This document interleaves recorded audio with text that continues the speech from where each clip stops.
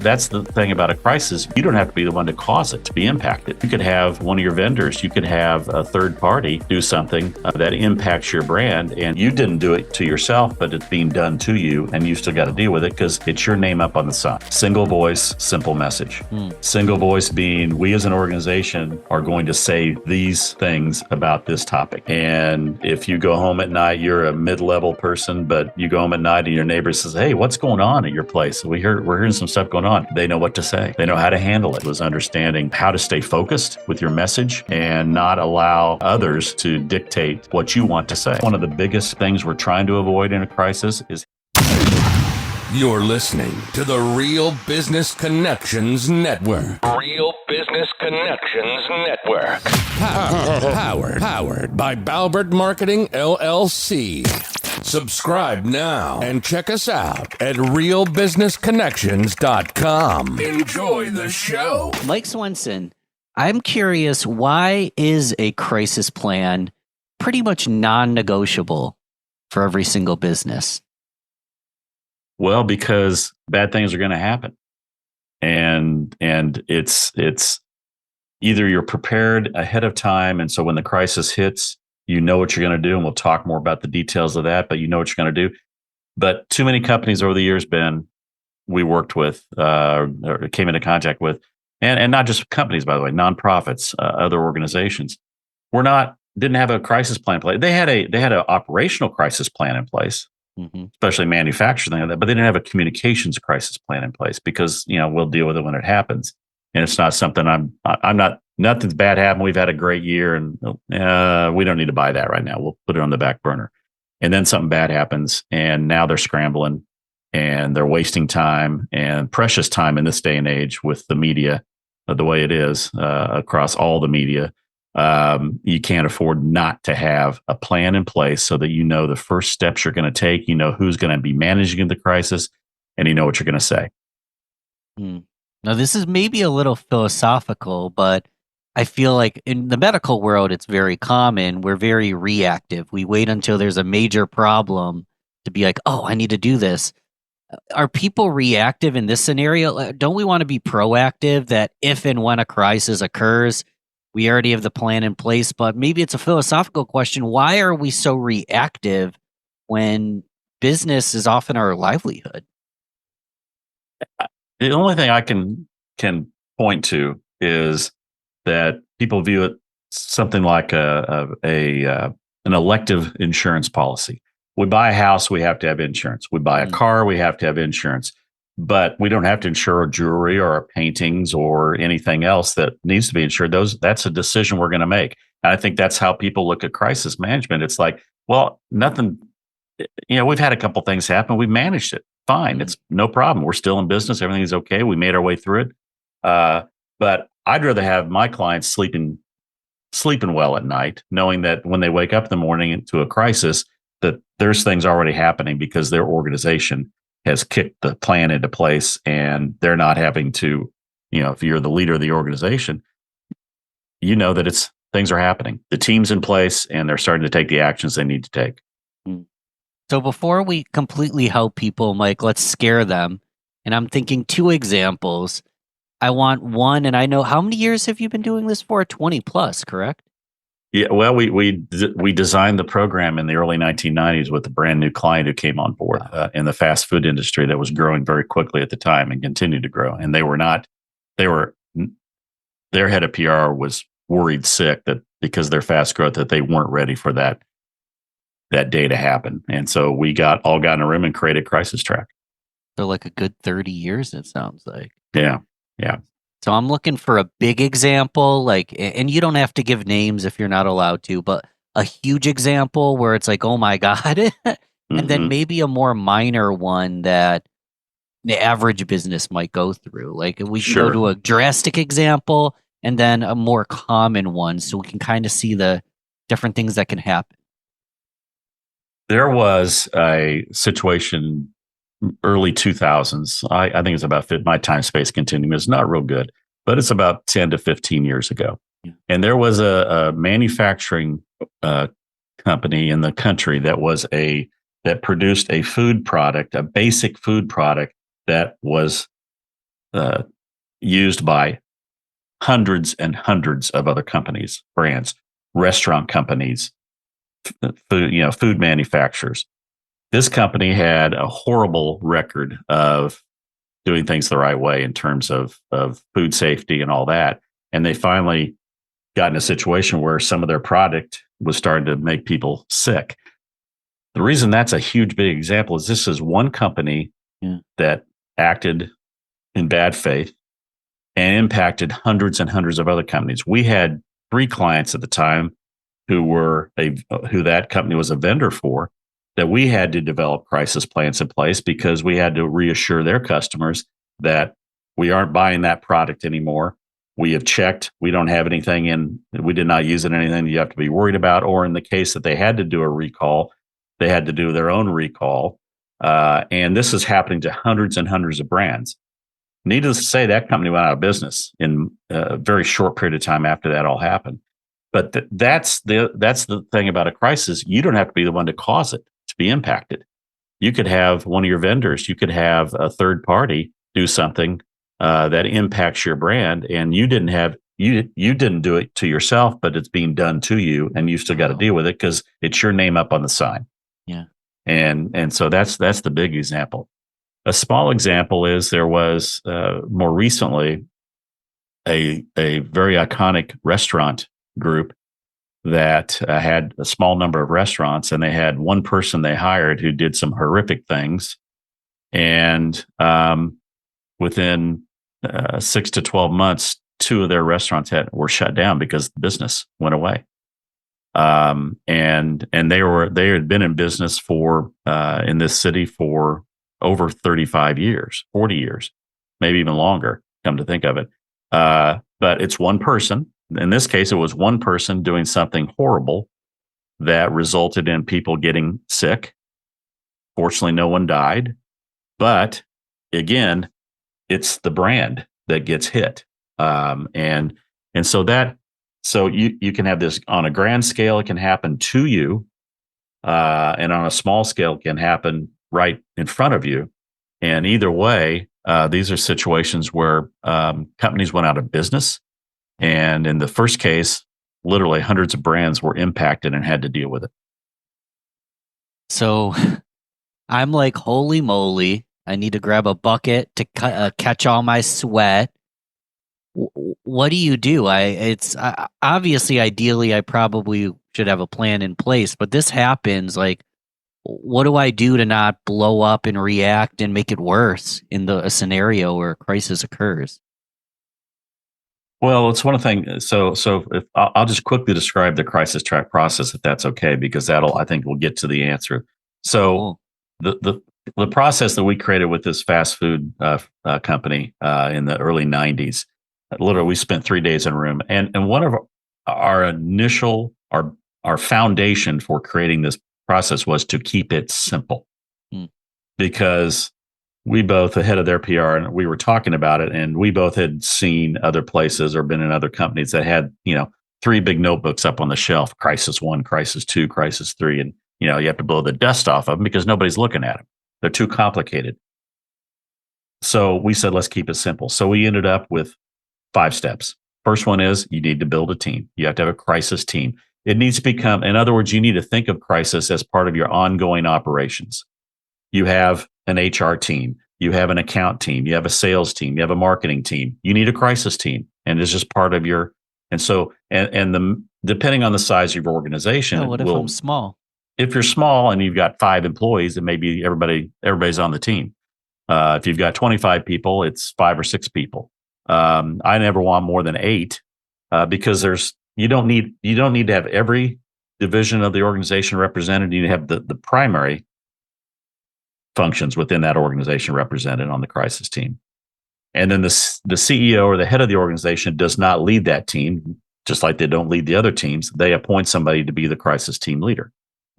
So these people all have other jobs. Okay. So this is an additional responsibility for those people, but it's a very important one. So we get the team, and then we ask that team and the CEO to sit in on the meeting as well. And we say, we need 6 hours. We don't need a full day, but we need 6 hours.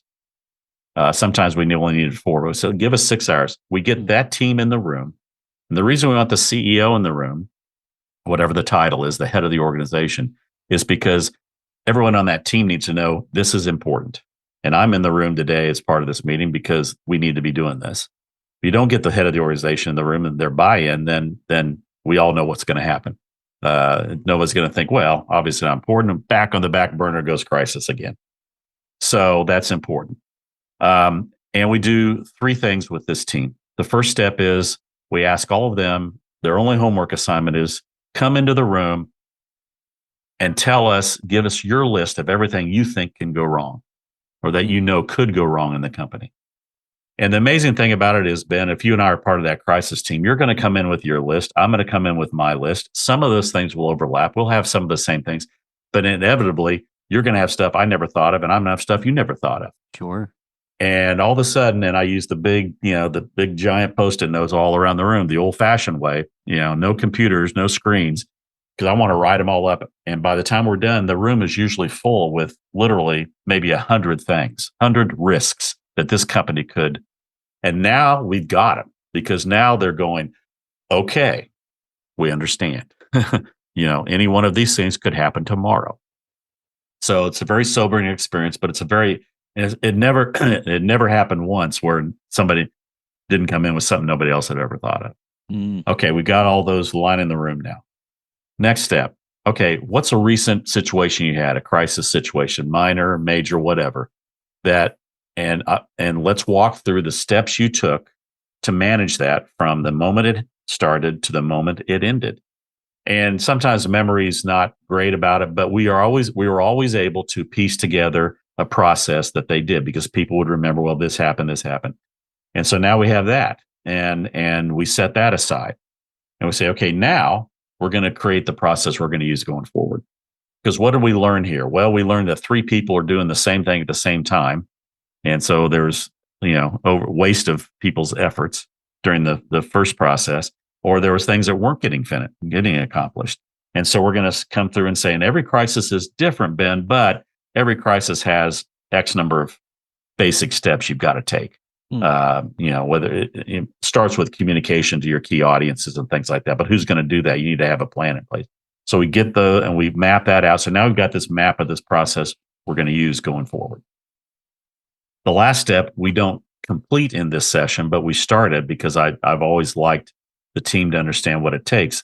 We now go back to all of our risks around the room, the 99 risks up on the wall, and we create key messages, 3 to 5 key messages for every risk.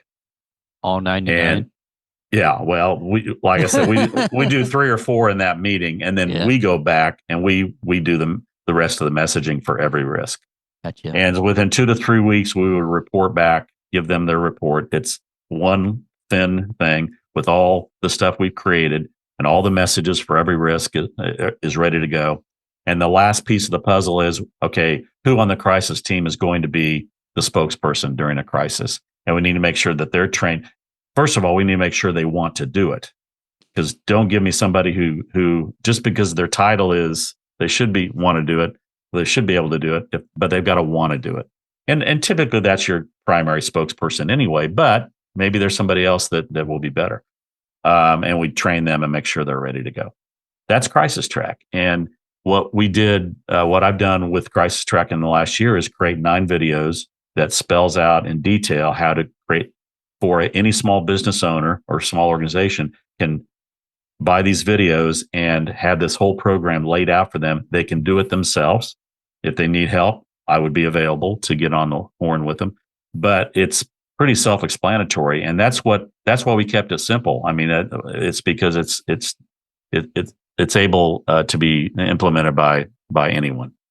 Yeah, and that's at crisistrack.com, correct? That is correct. And track is TRAK because, of course, you got to be cute when you're naming things. So crisistrack.com. Yeah, crisistrack.com. Actually, I think Crisis Track was taken literally. So we said, well, this is even better. So just as good, if not better. And exactly. Then I'm crisis proof. No crisis for Ben. Nothing's going to happen ever. Oh no. But now you're going to be ready. And that is worth gold. To know that again, it's like the example I used a minute ago, where the head of the organization goes to sleep, wakes up, and overnight something happened, and they got notified at an appropriate time, so maybe that it's what woke them up. But they know that when they got woken up, this is going on, that the team's already been activated. They're doing what they're supposed to be doing. If we had to get a message out to key audiences, we've got our first 3 to 5 messages. We just put that together, and we don't have to come up with something, because that's one of the biggest things we're trying to avoid in a crisis is having to get approval of a message during a crisis. We don't need approval. We develop. We take 3 to 5 key messages. We whip that into a couple paragraphs. Done. Out the door. It's to the media. It's to our customers. It's to our prospects. It's most importantly to our employees. I can't just get on ChatGPT and say our manufacturers and poisoning people. We might get sued and people might die. Write an apology letter. I can't just ChatGPT real quick. Well, that's a great point. I mean, yes, you can do that, but we've saved you the trouble, because we've got everything ready to go. And these are and again, so when we deliver the report to everybody, we ask them to go through the key messages, and there's always a little bit of back and forth of, well, we should probably say this on this, or we should say that on that, right? And that's fine. Then we make those edits, and then the report's complete and ready to go, and everybody in the crisis team has their copy ready to roll. Well, and there's a reason why I laugh and kind of joke about the ChatGPT, because if you don't have a plan, you're planning to fail, and everyone has seen at least one. I want to call them tweets, but tweets. They've seen one message that was clearly written by AI, and there's just no real apology or accountability in it because there wasn't a plan. They probably just typed it into AI and posted whatever it came up with. Yeah, and you make an excellent point, Ben, in terms of accountability, because that's to me, that's one of the things we accomplish with companies who would hire us to do crisis track. Is we showed them that now it's part of your ongoing operations, and it makes it easier to be accountable. It makes it easier to say, we've got a problem.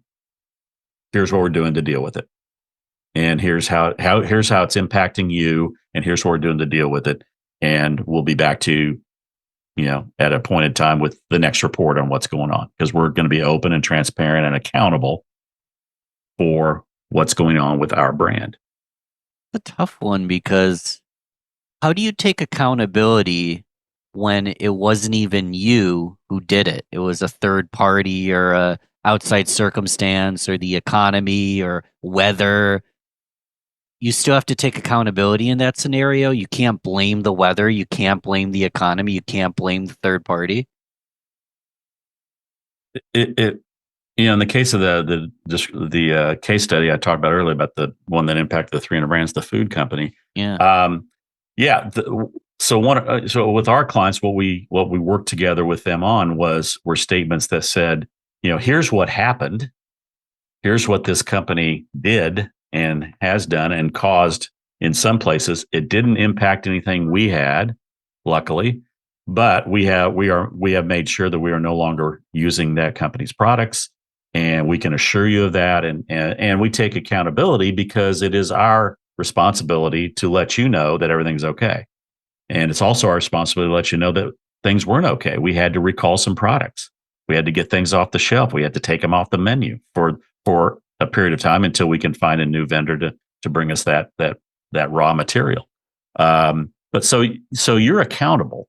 You have to take accountability for the actions you have to take, and you do it in a way that's not just pointing fingers. One of the famous case studies of all time, and I can use the name because it's been out there and published forever, is Jack in the Box from the early 90s in the state of Washington, I believe, and they had, unfortunately, some kids die from E. coli poisoning, and they immediately pointed a finger at their vendor and said it's their fault. That was their first mistake, and everybody kind of jumped on about that. Well, but it's your food. It comes in a Jack in the Box sack. And so they got dinged for that pretty hard, and to a point where the company ended up getting rid of a lot of the top leadership that was in there, brought in new leadership. And to Jack in the Box's credit, while they made some mistakes in the initial area, and again, kids died, which is horrific. But the new team that came in made changes in how the organization operated, and actually then was able to go out and say, yes, this happened. Here's what we've done. And we're actually now going beyond what the federal government is telling us we have to do in terms of food safety. We're going to go beyond those steps. And they got huge positive attention for that. And their brand came back and is still with us today. Wow. I didn't know that story yet, Mike.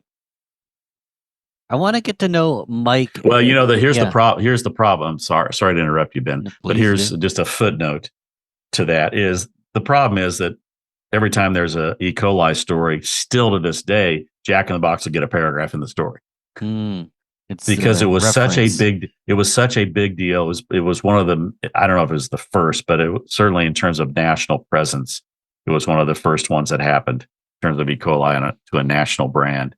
And so for years now, maybe it's finally stopped, but I'll still see an article every now and then. Way that's buried down. All this came because of what happened to Jack in the Box back in the 1990s, and it was early 1990s. Yeah. So that's what people need to think about is if you have a crisis and you're a well-known brand, either locally, it could just be an iconic brand locally, like the one the smaller example I used was just an iconic brand locally. Nobody outside that market knows who they are, but locally they're we're entrenched, and it stays on and on and on. It's once you've had a crisis, now you may, like Jack in the Box, just handle it great coming out of it when they change leadership, but they still get mentioned. So that's not good for your brand. I want to get to know you a little bit better, Mike, and where this all came from, because I'm curious if you just have like an unreasonably high risk tolerance. You're a daredevil. Like you're in a niche that I think requires, I almost want to use the word zen, but a very practical, calm demeanor, because you're dealing with big issues. Are you wired differently? How did you get into the industry? Well, I started out, I born and raised in Kansas, never have left. I've never have lived anywhere else but Kansas. And obviously, but my career has allowed me to travel all over. So I didn't have to. So home is home, which has always been great. But in 8th grade, I wrote a career paper. They had us write a career paper in 8th grade. And I wrote about how I want to become a sports broadcaster. I want to get into broadcasting. And I was always grew up kind of enamored with news and sportscasters and things like that. So I, was sports editor and co-editor of my high school yearbook, went to the University of Kansas, has a great journalism school named after William Allen White, and went through broadcast journalism sequence, and ended up, while I was still in school, becoming the first state house reporter to covering the state legislature and state government in Kansas for what was then called KANU. Today it's Kansas Public Radio, and it's on the campus at KU. And so I was radio reporting. I was also at the same time doing a weekend gig at the NBC affiliate in Topeka, Kansas, where I grew up. And when I graduated, they hired me and I became a reporter. I also did stuff behind the camera, which I enjoyed more. So I spent 6 years in broadcast journalism covering bad things happening to everybody. So that's kind of like, as a reporter, you do get thrown into some situations where things, you got to cover something that's not, not fun to cover, but you got to do it. It's your job. Now my family's always been involved in politics in Kansas. And so that was known. And of course I was covering the state house. So one day I was in the Capitol working, and the press secretary of the governor at that time came up to me and said, "Hey, my assistant's press secretary is leaving, Donnie's leaving, and I really would like to talk to you about coming on board and becoming assistant press secretary." So I had a decision to make, and it was a big one. As it turned out, it changed my course. I mean, it was like the old fork in the road, and this was a real fork in the road, because I was going to to do this, I'd have to leave something I'd always dreamed of doing. I wanted to be Walter Cronkite or David Brinkley or whatever. But I made the decision to make the jump to the other side, as some of my brethren and sisters on the press corps said. But it was important. So then I spent a year as assistant press secretary. Went through to help Governor Carlin get reelected, and then was press secretary for his second term. Those 11 years are my grad school. I mean, it formed the basis of everything. And so working in politics for 5 years, there's something bad happens every day, or something not just bad, but just, controversial, or you got to deal with it. And you're constantly on the front lines dealing with stuff. Yeah. And that's where, so that's, a long explanation for you. I'm sorry, but no, that's perfect. where it comes from. It comes from those years of being a reporter and really understanding how the media works. And I was at a time when I worked at the TV station. When I started there, we were still doing film, 16 millimeter film. Now, there may be people in your audience who don't even know what film is, but it was we shot film and had to get it back to the station in time to get it edited. By the time I left, we were doing live shots. So I was at that station 4 years when we went from film to video to live. Wow. So I was brought up in that transformation of television. And then television was king. We didn't have the internet. We didn't have social media platforms. TV was where everybody was going, and all the politicians wanted to become, they wanted to cater to TV. Anyway, that's where it all comes from. And so I worked on another campaign in '86. The governor I worked for was term limited, and we did not win that campaign. So I woke up the morning after that election in 1986 and go, what am I going to do? Long story short, I had a call from a friend who said, hey, there's a PR firm in Kansas City looking for somebody. So I called him up, got hired, worked there for about a year. And then I went to a company called Barclay and Evergreen, an ad agency that was founded in 1964, did not have a PR firm, wanted to start a PR firm. I got in there and helped start that PR firm, and then ran it for 32 years. And Crisis was, there were two things that we did that really put us on the map as a PR firm nationally. Crisis is one of them. The other one was cause marketing and cause branding, and then now into purpose branding. So we did a lot of work with organizations, corporations, and nonprofits, bringing them together to do great things. We created things like Lee National Denim Day and Limeates for Learning with Sonic Drive-Ins, and other programs that are still around today. So those are two things that moved us from a Kansas City firm to a national firm. But Crisis was so important to us in that regard. I want to talk about the PR firm in just a moment. And this isn't a political podcast, but I have one political question. Mm-hmm. Is a lot of the crises in politics just fabricated to try to take someone down? Because the two examples you originally gave were genuine crises that actually happened that needed to be addressed. But in politics, I feel like there's a lot of lying or finger pointing, or I don't even know what's a crisis. I don't know what's real versus just hearsay. And is there a lot of that going on? What's your experience with that? Yeah, it's good, and it's worse now than it was when I was involved. I mean, I worked in politics in the mid 1980s when states were getting a lot of where governors had to do a lot of things because the federal government was sending programs back to the states, but not the money. So the states became laboratories of government. So it was a very active time when a lot of famous people who ran for higher office eventually were governors and everything. But your question is great, because here's how I will answer it. You have to be able to filter out the noise so you can focus on what's important, because there's a lot of noise. And what you're describing is the noise of the people saying things, throwing stuff up in the wall, seeing if something sticks, criticizing the actions of the governor because, we're in a different political party and we don't like what he's doing. But how relevant is that charge? I mean, is it really, do we need to respond to it, or just need to water off a duck's, and it goes away? So you got to be able to filter out the noise. That's one of the things that I, really got ingrained into me in those 5 years, was understanding how to stay focused with your message and not allow others to dictate what you want to say. And That's what you're describing. Yeah, there's tons of noise out there, and today the noise because of social, because we're you and I are sitting here in two different locations having a conversation on our computers and with microphones, and 30 years ago that we both of us would have said, I don't think that's going to happen, but it is, and so now there's more noise than ever, and it's harder to filter. So we end up with a lot of noise every day of stuff that really doesn't matter, but it's going to get reported, or it's going to get posted, or it's going to get linked, and how do you as an organization sort through what you have to deal with, and set everything else aside, and don't think you have to respond to everything. That's probably a podcast in itself, but how Could be. how do we filter through the noise? Is it based on my own value set, what I know is true, what I believe?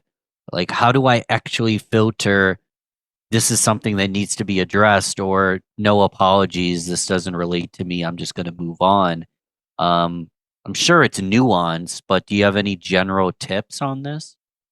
Well, we had a mantra in the PR firm that was kind of the foundation for what we believe good communications is all about. It's single voice, simple message. Single voice being, we as an organization are going to say these things about this topic. And if you go home at night, you're a mid-level person, but you go home at night and your neighbor says, hey, what's going on at your place? We're hearing some stuff going on. They know what to say. They know how to handle it. They know, and the message has to be simple. If, when we worked with companies who are doing product launches and big things, inevitably we'd have to work with them to say, you don't have to tell us all 47 things this product's going to do for people. What are two? What are two really great things that we could talk about and point to? And once you get customers in the door, prospects in the door, you can tell them about some of the other stuff. But what do we want to say at the outset to keep it simple and break through the clutter, break through the noise that maybe our competitors are, oh boy, they've got this new thing coming out. So the competitors start, firing out stuff, maybe criticizing the product or whatever. Separate that, stay focused. Here's what we're going to say. And we're going to tell you, prospective customer, why you need to buy this product, because it's going to make your life better than ever. So single voice, simple messages was always kind of our fallback to help, because inevitably clients want to say everything. They've spent a lot of time and investment in R&D, and they've got this great new product or service coming out. And they want to just, they're so proud of it. And we would just have to work with them to say, that's great. But for the outset, let's do this. You know what? 2 months from now, after we're out there, we can start talking about some of the other stuff, because now we're established. People have heard about it. And now we can say, oh, by the way, it also does this. And most of the time that worked. But a lot of times, we'd have to just, the client's going to say, no, by God, we're going to say this. And we said, all right. And then we would just do the best job we could to package that up.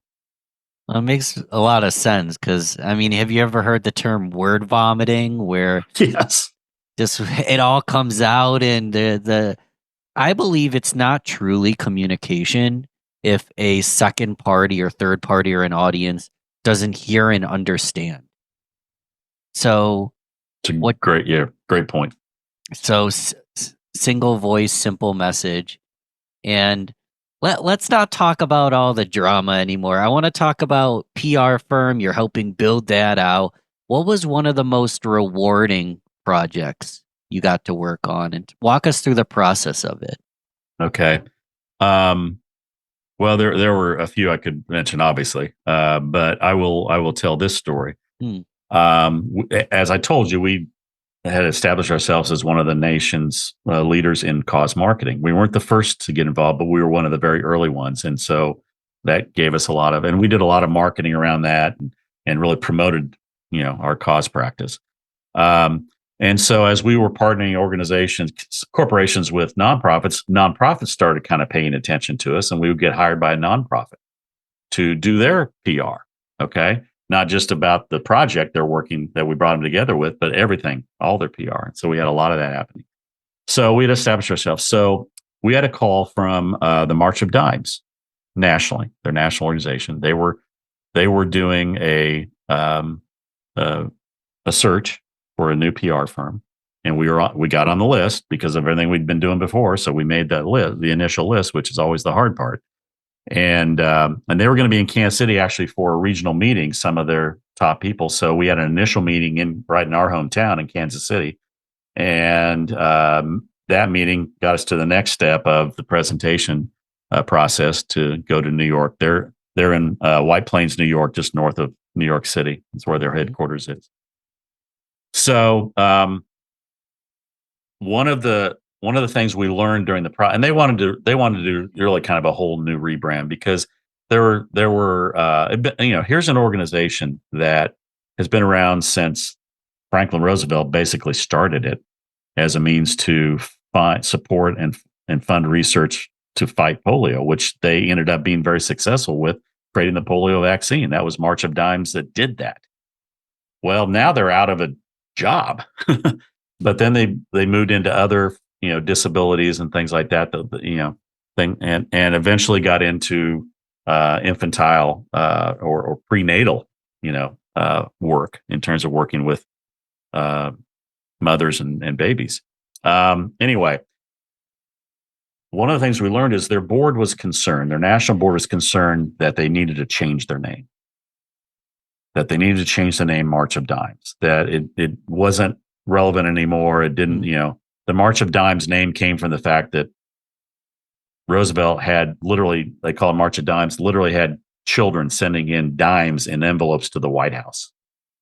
And that was, that's how they promoted it. So it made sense then. It just, in the board's mind, didn't make sense now. So we took that bit of information in as part of our, process to think through what we're going to go back and say to them. And what we did a little bit of research. Well, it turns out the March of Dimes has the highest name recognition of any nonprofit in the world, over 90%. I mean, well over 90%. When you have that kind of name recognition, you don't have enough money to change your brand. Sure. So we were going to make that part of the presentation. No, you don't need to do that. But what we did come back to them and say is, here's what you can change. They were the first organization to start a walk. Can you imagine that? Thinking the proliferation of walks and 5Ks and marathons and everything else we have today. They were the first one to have a walk. And so when they first started, it was called Walk America. It was the only one. So Walk America made perfect sense. Well, now Walk America made no sense. It didn't tell you anything about what the organization was about, or what the fundraiser was all about. It says Walk America, could be for anything.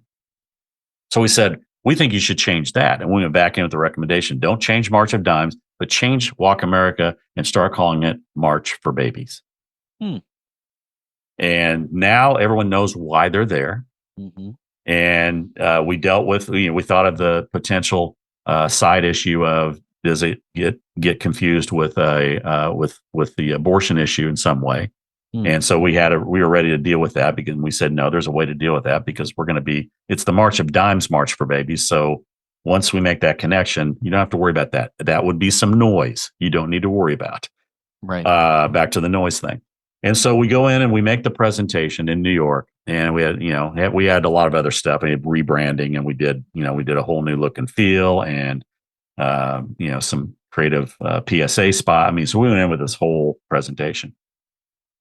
At the end of the presentation, the then leader of the March of Dimes, she was a pediatrician by trade, and she'd been the head of March of Dimes for over 20 years. Wonderful woman, and so she had all her direct reports around the table, about 10 people in the room, and this is the only time this ever happened in all my 32 years. She goes, Mike, I have a question and a comment. She goes, my question is, how much is this going to cost? And I said, I don't know. I said, but it's going to be seven figures. We're doing a lot of things here, but until we have an exact, you can't ever get trapped on that question until we know how much of this you want to do.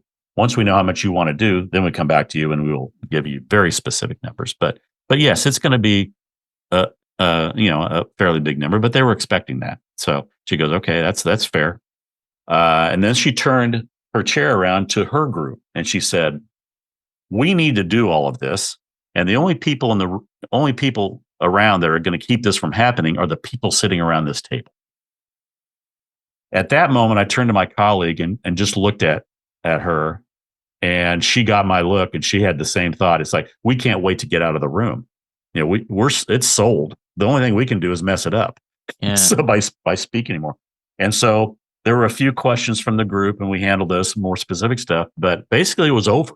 Wow. I mean, and we knew we'd won. And they were hearing other presentations. I can't remember what order we were. We may have been the last one, which is always the best place to be if you can be. That was an experience that I never had ever, and it was just rewarding. And then we ended up being partners with them for many years, and did some great work. And it was just, it was very rewarding. All of our work we worked with the Susan G. Komen Foundation. We worked with other nonprofits, and we had a great run doing work that mattered. When did you decide to go off on your own?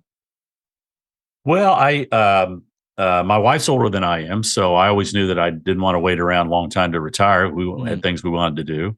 And so I set about with the CEO of Barclay, the whole company, who he and I have worked together for 25 years and good friends, golfing buddies. And, I started saying to him, I said, I'm kind of looking at this time period, and but we were like 3 years from that time period when we had the first conversation. I said, but here's what I want to do. And I know who, his first question, well, who's going to take your place? I said, I already know who's going to take my place. And we talked about that. And he said, okay, I agree. Gave him all the reasons why. I already knew who would be the right person. And so we set about, just kind of figuring out, and then it got closer, and we sat down and worked out a deal. So I had an 18-month glide path from July 1 of 2019 to the end of 2020. Well, the last 12 months of my glide path was COVID. Part of my deal was, beginning on July 1, 2019, is that I would continue to work within the PR firm, but be handed the baton off. And by the end of the year 2019, we announced that Lindsay was taking over. And then COVID hits. But I could also go off and do consulting on my own. So that was the best of both worlds. I was still going to be involved with the company in little ways, but more and more I was going to be able to do my own thing as long as there were no conflicts, of course, and there were never going to be. So I got really busy during COVID. I picked up 2 clients during COVID that were COVID related. Yeah. Oh, yeah. I can imagine. So all of a sudden I'm working, in my home office 8 to 10 hours a day. I started cooking. I told my wife, I said, you've basically done this other than when I would do some for 32 years. So I'm going to do it. And it became my creative outlet. Yeah. When I was working, it was great. And so I do all the shopping now, do all the cooking. That was kind of, I enjoyed doing it. But so I had a nice glide path. I was very fortunate, even though COVID. The weird thing was, so in March of 2021, I go back to the office. They finally opened the offices back up. I go back because I had not been in there, even though I'm no longer an employee. Mm-hmm. I hadn't gone back to clean out my desk. I went back. It was so weird. My desk, everything was exactly the same. That's how you left it. Nothing didn't move. So I packed up stuff and finally was able to actually leave Barclay. So, but it was I got to leave on my own terms, which was great. So, and now you get to keep it moving, but still be semi-retired and have a little bit of fun. It sounds like. Yeah, now having a good time doing some traveling and like I said, I play golf a couple times a week. That's all I want to do. I don't, that's enough. And if I play once a week, that's fine. I enjoy it, but it's not my life. But it is a good outlet and good exercise because I walk. So do a little workout, working with a trainer and just doing stuff to keep myself healthy. I'm going to be 70 years old in September. So I think this year really has kind of been about, okay, what do I need to do to make sure I live to see we have 8 grandkids, 4 kids and 8 grandkids, and I want to see great grandkids. And so it's I think that's important too, that, part of retirement is not just holding yourself up and, feeling sorry for yourself. Get out and do stuff, get out and do things. And so for me, Crisis Track is my my service outlet, but I've got other creative outlets I do and things I do. I've started a podcast with another friend of mine locally here in Kansas City called Kansas City Marketing Legends. We're in the middle of our second season now. And it's literally interviews with the people who built this great marketing community in Kansas City that we all have, we're all on the shoulders of. And it's been fascinating. We've had a great time. And the marketing community loves it. I mean, because we're capturing stories that a lot of people in their 20s and 30s don't know. Here's the company you work for. Here's how it started. Here's the people who made it happen. And so anyway, that's been fun. So I got that as a creative outlet as well. So you said it was Kansas City Marketing Legends? KansasCityMarketingLegends.com is where you can find it. And we just launched our episode 7 of season 2 today. We go every other Wednesday. We're everything's in the can, ready to go. We do it in the fall and winter. And then we have a great partner in Evolution Audio in Kansas City who's producing the whole thing for us gratis. Wow. We have a Springboard Creative who's doing all the look and feel gratis. And we have a lot of support from the Ad Club and from PRSA in Kansas City to promote it. So somebody asked me, how are you going to monetize it? So we're not going to monetize this thing. We got all this great help helping us put it together. That's our monetization. We don't have to spend a dime doing it. So and it's fun. It's fun. It means the world to have a great team with you. Oh, everything. It's everything. And that's, in the agency world, you have so many partners that you don't do it alone. The March of Dimes. I mean, we create a lot of PSAs. So we had producers and directors and writers, and we brought in the ad side, which was great. It was a totally integrated account where we had the ad teams involved in working with our PR team. We ran the account, but we brought all the creative in from the ad agency to help us create and produce the creative.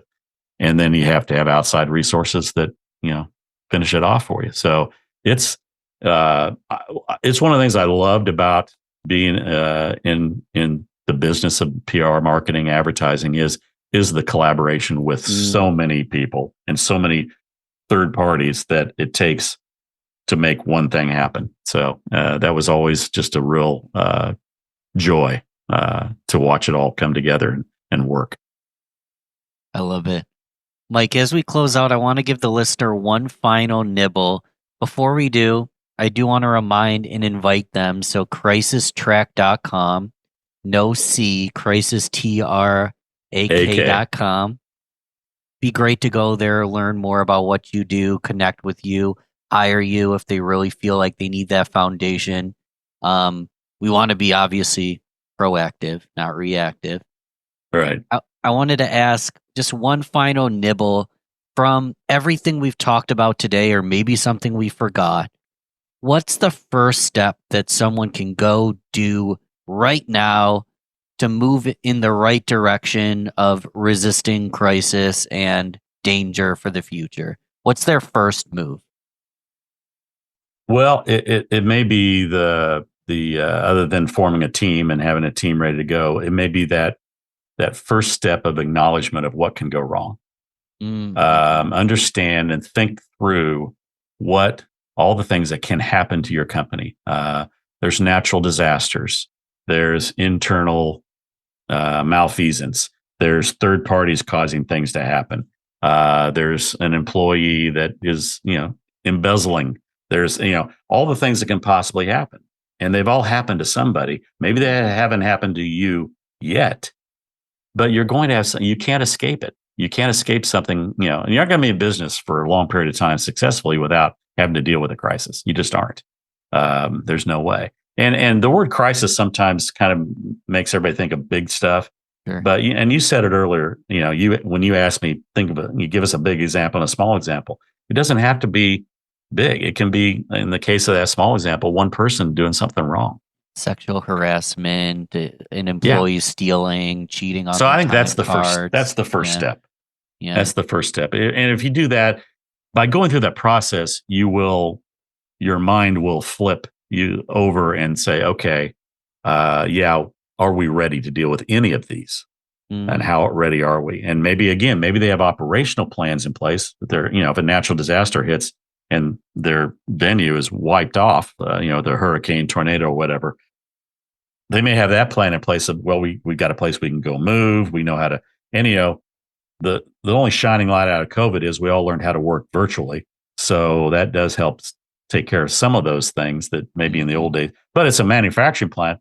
Where are you going to manufacture? If you've lost your manufacturing plant or it's been damaged, maybe not destroyed, but damaged, and you're going to be, have your equipment down for a week. What are you going to do for that week? Is there a place? Do you have other parties in place that you can go to? So that's kind of getting into the weeds, but do you have a communication plan in place to tell everybody what you're doing? It's a great place to start. And that's actually one thing I think I could use ChatGPT to help with. The list of all the crises that I'm not even thinking of, because that would be a good use of ChatGPT. We're all going to face one or two of them in our businesses. Yeah. Well, Mike Swenson, I appreciate you coming on, educating me. This is something I hadn't thought about. So I've kind of been skirting through and haven't really dealt with anything yet, but I'm going to go into and make sure I have a plan for if something were to occur. Great. And in addition to crisistrack.com, I would encourage your listeners to go to my LinkedIn profile. I think it's actually Mike Swenson 1 on LinkedIn, but my LinkedIn profile has a lot of content about crisis, some other case studies, but there's some other things that's a lot of content there to think about, and they can link to crisistrack.com from there as well. So those are the two places to find me. And again, there's some good content on there that may be helpful to you as you're making decisions about maybe we should be doing this. That'll be sitting in the description so they can easily click it below. And great. Thank you. Thanks again for coming on the show, Mike. Thank you.